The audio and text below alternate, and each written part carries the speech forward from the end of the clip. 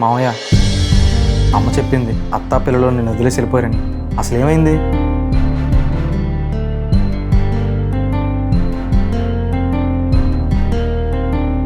$7 లక్షలు అప్పా?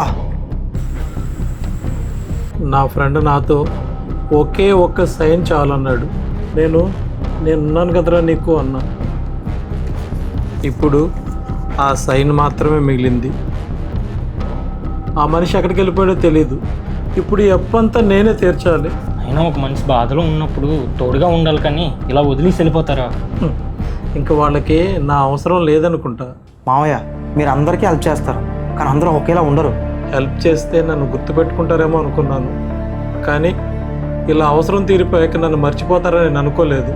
మనం మంచివాళ్ళం కావచ్చు, కానీ మన మంచితనం వల్ల మనమే కష్టాలు పడకూడదు. ఎవరిని నమ్మాలో కాదు, ఎంతవరకు నమ్మాలో తెలుసుకోవాలి మామయ్య. సరే, టెన్షన్ పడకండి, మీతో పాటు మేము ఉన్నాం. స్లోగా మొత్తం అంతా క్లియర్ చేద్దాం. మామయ్య, అన్నీ సర్దుబాటు అవుతాయి. అత్త పిల్లలు కూడా ఇంటికి వచ్చేస్తారు. నాది బాధ్యత. మీరు ఇక్కడి నుంచైనా మీకోసం బ్రతకండి. ఎవరు పడితే వాళ్ళకి సంతకాలు పెట్టదు.